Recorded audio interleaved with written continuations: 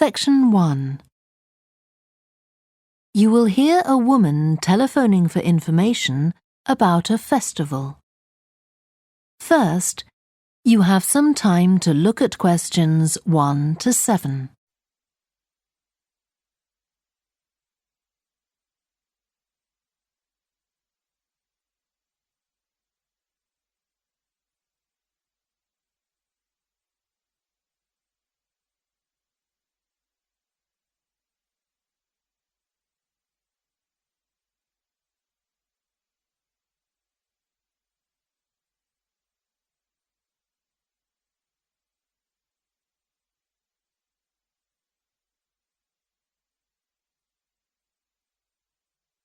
You will see that there is an example that has been done for you.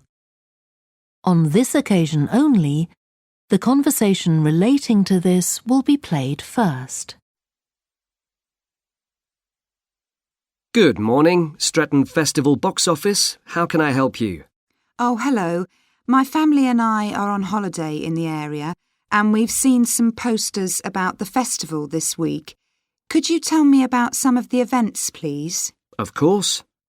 First of all, are there still tickets available for the jazz band on Saturday?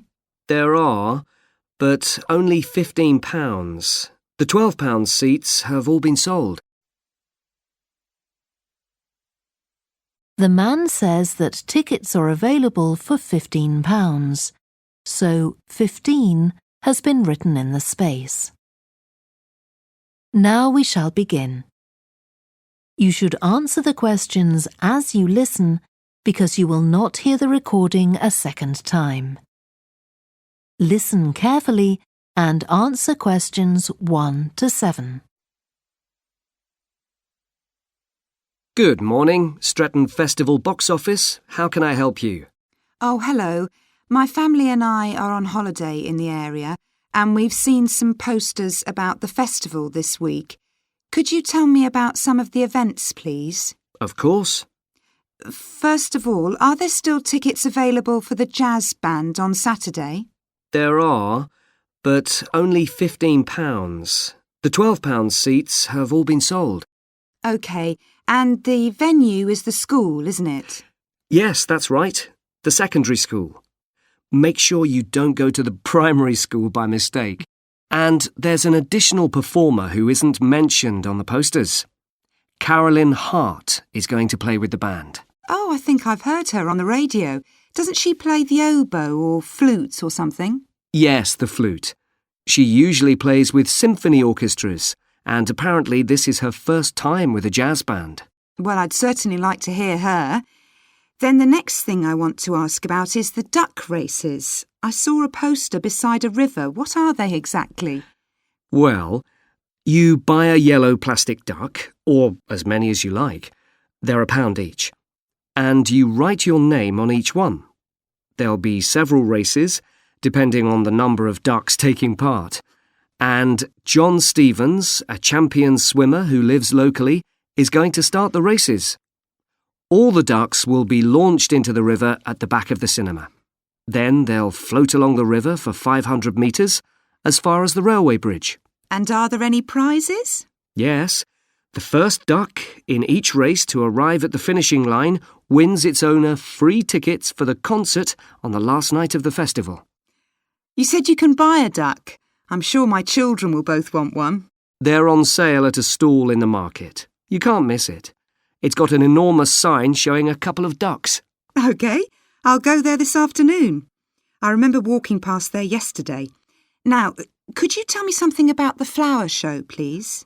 Well, admission is free and the show is being held in Bythwaite Hall. Sorry, how do you spell that? Bythwaite.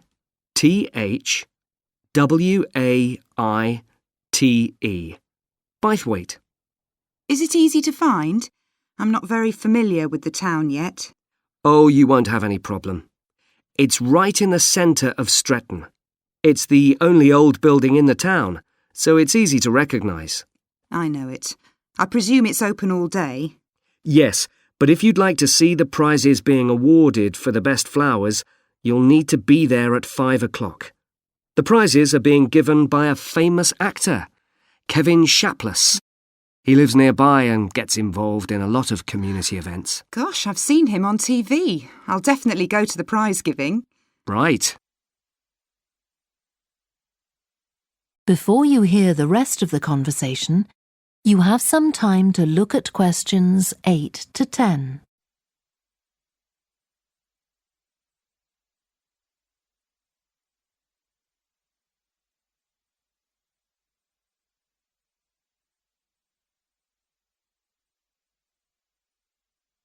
Now listen and answer questions 8 to 10. I've seen a list of plays that are being performed this week, and I'd like to know which are suitable for my children and which ones my husband and I might go to. How old are your children? 5 and 7. What about The Mystery of Muldoon? That's aimed at 5 to 10-year-olds. So if I take my children, I can expect them to enjoy it more than I do? I think so. If you'd like something for yourself and your husband and leave your children with a babysitter, you might like to see Fire and Flood. It's about events that really happened in Stretton 200 years ago, and children might find it rather frightening. Oh, thanks for the warning. And finally, what about Silly Sailor? That's a comedy, and it's for young and old. In fact, it won an award in the Stretton Drama Festival a couple of months ago. OK. Well, goodbye and thanks for all the information. I'm looking forward to the festival. Goodbye.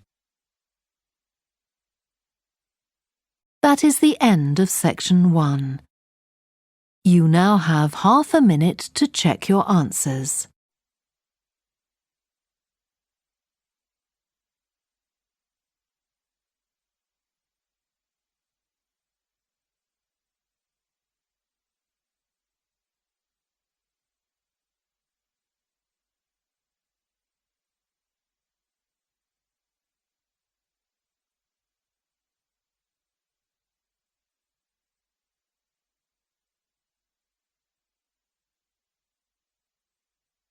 Now turn to section 2.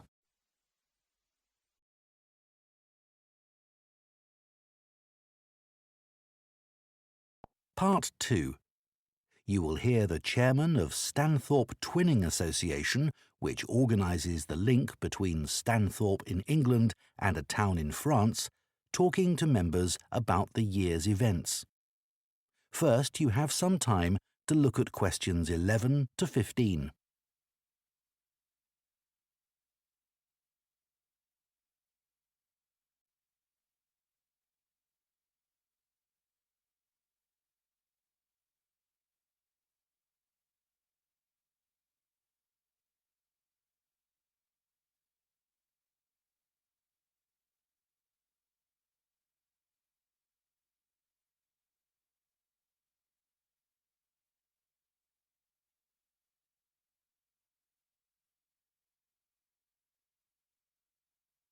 Now listen carefully and answer questions 11 to 15. It's great to see so many members of the Twinning Association here tonight. Since the twinning link between our two towns, Stanthorpe here in England and Melat in France, was established, the relationship between the towns has gone from strength to strength. Last month, 25 members of the association from Stanthorpe spent a weekend in Melat. Our hosts had arranged a great programme. We learned how cheese is produced in the region and had the chance to taste the products. The theme park trip had to be cancelled, but we all had a great time on the final boat trip down the river. That was the real highlight. This is a special year for the association because it's 25 years since we were founded. In Melat, they're planning to mark this by building a footbridge in the municipal park. We've been discussing what to do here, and we've decided to plant a poplar tree in the museum gardens. We considered buying a garden seat to put there, but the authorities weren't happy with that idea. In terms of fundraising to support our activities, we've done very well. Our pancake evening was well attended and made record profits. And everyone enjoyed the demonstration of French cookery, which was nearly as successful.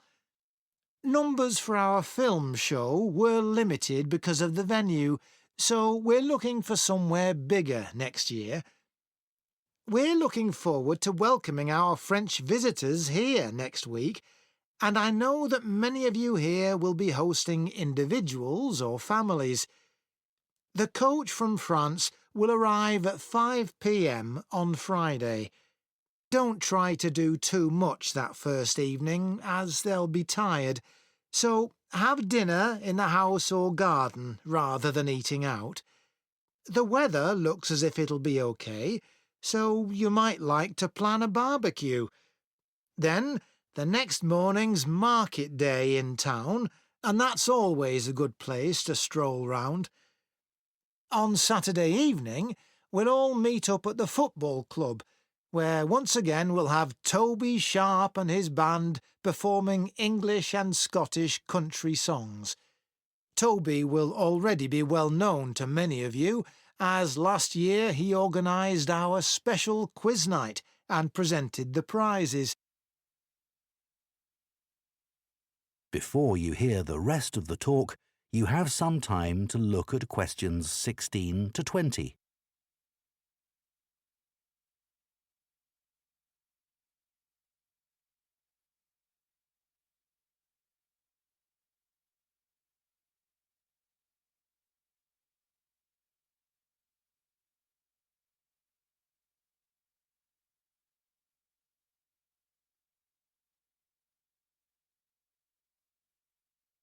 Now listen and answer questions 16 to 20. Now, on Sunday, we'll be taking our visitors to Farley House. You may not all be familiar with it, so here's a map to help you. You can see the car park at the bottom of the map. There's an excellent farm shop in the grounds where our visitors can buy local produce. It's in the old stables, which is the first building you come to. They're built round a courtyard, and the shop's in the far corner on the left. There's also a small cafe on the right as you go in. I know that one or two of our visitors may not be all that mobile. The main entrance to the house has a lot of steps, so you might want to use the disabled entry. This is on the far side of the house from the car park. Children will probably be most interested in the adventure playground. That's at the northern end of the larger lake, in a bend on the path that leads to the lake. There's lots for children to do there. There are a number of lovely gardens near the house. The kitchen gardens are rectangular and surrounded by a wall.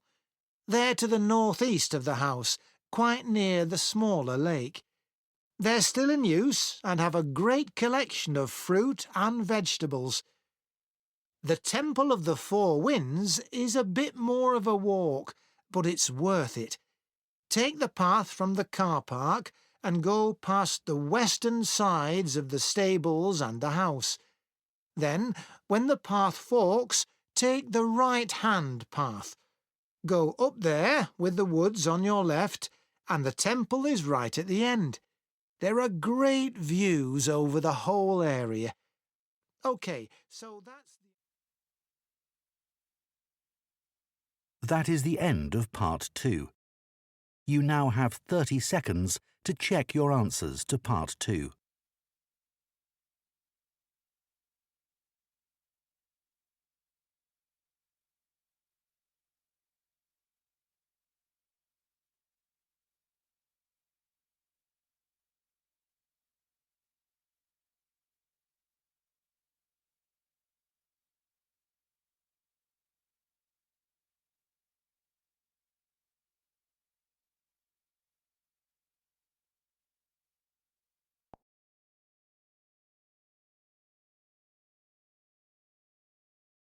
Turn to Section 3 on page 114.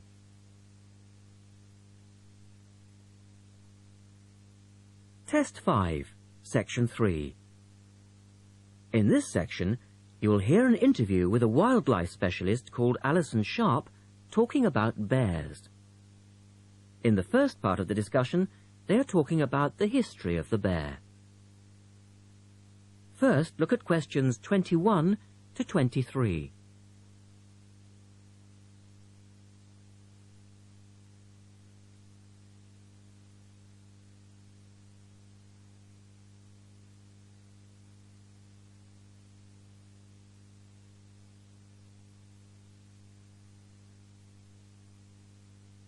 Now listen to the first part of the interview and answer questions 21 to 23.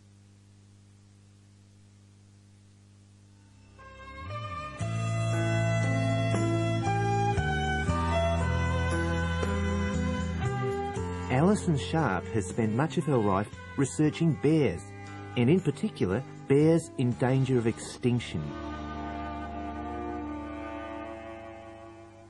She is the author of a recent book on bears, and we welcome her to the studio today.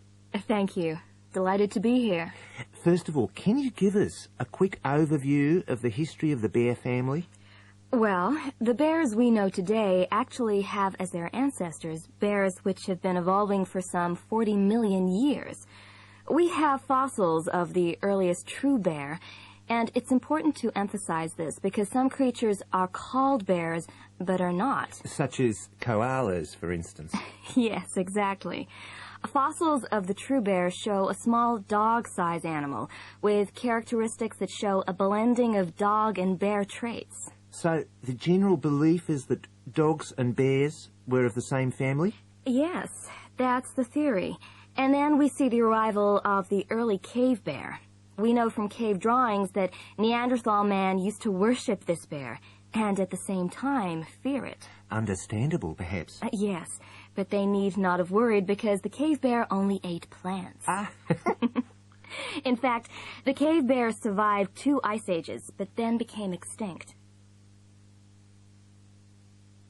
In the second part of the interview, Alison talks more about the situation of bears today. Look at questions 24 to 30 first.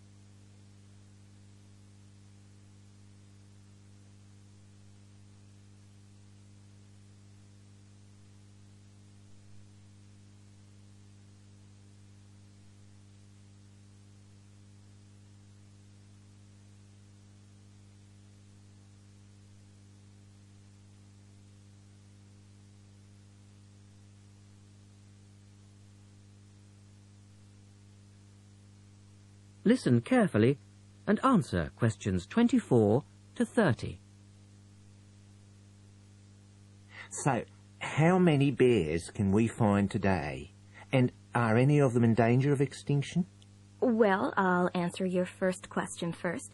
There are 8 species of bear in all, among them the American black bear and the brown bear, from which evolved the newest species of bear, the polar bear.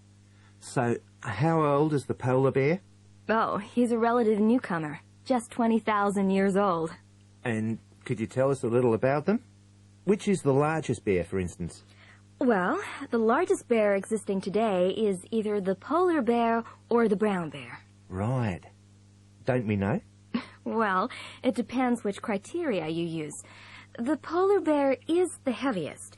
The male weighs up to 1,500 pounds, but his narrow body actually makes him look smaller than the much more robust brown bear. So the brown bear appears the biggest? Yes. And the smallest? Well, the sun bear is the smallest of the 8 species. They only weigh between 60 and 145 pounds. That makes him a comparative junior. Yes. And then next we have the so-called giant panda. But that's a small bear too, comparatively speaking. And are all bears meat-eaters? No, not at all. In fact, the giant panda is almost entirely herbivorous, living on a diet of 30 types of bamboo. Yes, of course. Pandas are famous for that. And another interesting bear is the sloth bear, which eats insects, particularly termites. He can turn his mouth into a tube and suck the insects out of their nests. So, going back to my second question, are bears really in danger of extinction? Yes, indeed, they are. The sun bear in particular, as they've been hunted almost out of existence. And the habitat of the panda is also being reduced on a daily basis. Can anything be done to reduce the threat to these endangered species? I know, for instance, that it's very hard to breed bears in captivity. Yes. Well, I think that by raising people's awareness generally, we can reduce conflict between humans and animals, to stop the slaughter in parts of the world where bears are still hunted, supposedly in self-defense or to protect livestock, but often quite unnecessarily. And we can also encourage governments to preserve the natural environment of the bear, rather than allow the areas where they live to be systematically destroyed in the name of progress. Yes, of course. And in addition to these global efforts, all profits from the sale of my book will go toward the United Nations Bear Protection Program. That's wonderful. And with the news coming up, thank you for your time, Alison, and best of luck with the book. Thank you very much. That is the end of section 3. You now have half a minute to check your answers.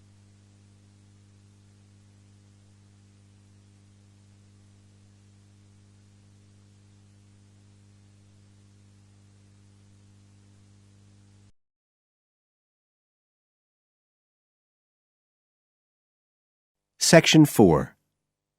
You will hear a lecturer talking about the importance of laughter. First, you have some time to look at questions 31 to 40 on page 131.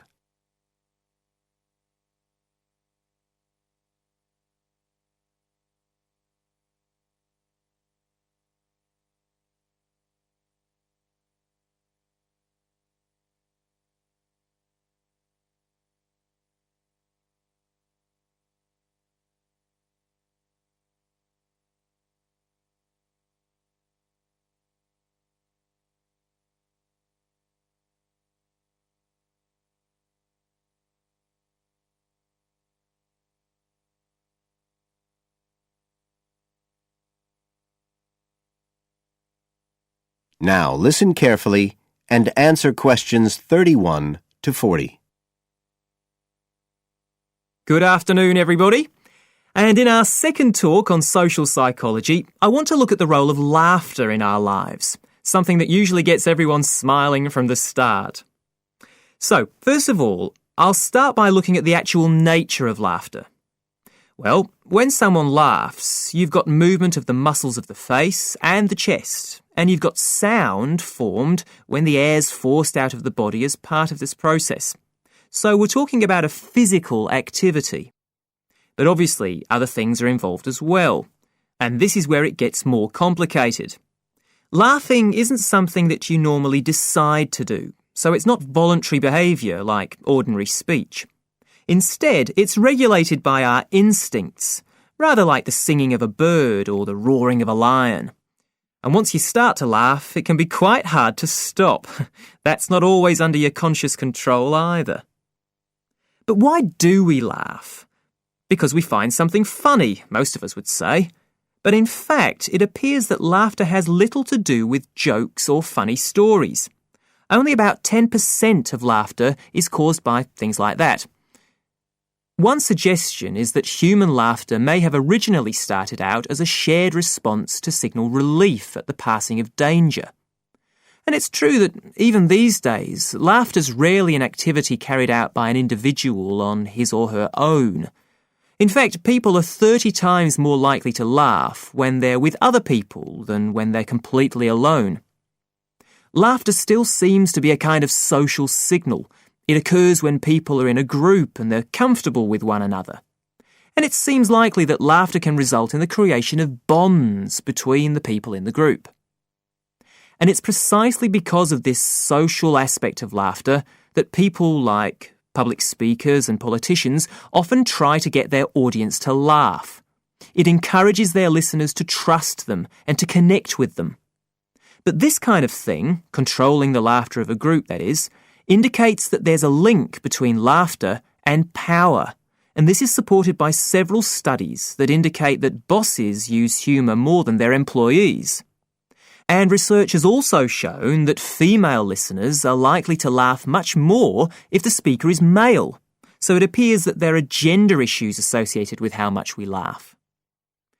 I should also point out that laughter can be used as a negative signal as well as a positive one.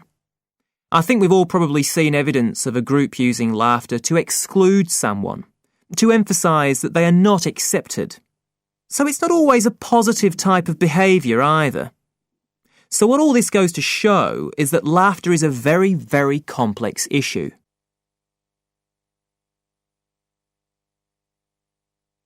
It does appear, however, that laughter has definite benefits. If we look first at the psychological aspects, we know that people often tend to store negative emotions such as anger, sadness and fear, rather than expressing them.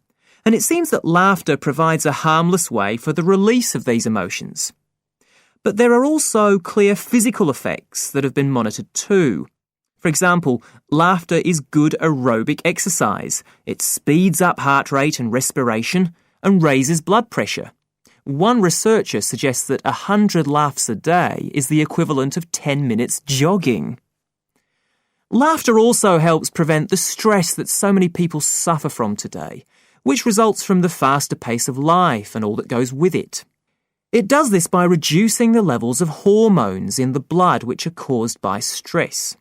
And in addition, it is known to increase the levels of chemicals that protect the body from infection or pain, and so it helps to boost the immune system. One interesting study showed that people who had had surgical operations asked for fewer painkillers if they'd been viewing comic films. In fact, research has even shown that the quality of dreams can be positively affected by laughter. A good laugh 10 minutes before going to sleep can prevent you from having bad dreams and give a much more pleasant and restorative night's sleep. So there's now little argument that finding things funny and enjoying a good laugh is extremely beneficial to us all. What we need to consider now are the ways in which laughter can be used as a treatment for people who... That is the end of Section 4. You now have half a minute to check your answers.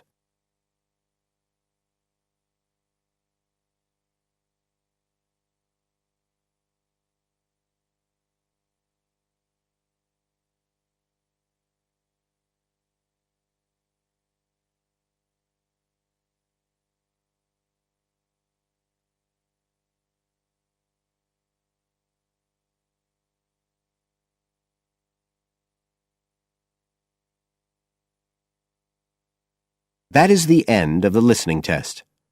You now have 10 minutes to transfer your answers to the separate answer sheet.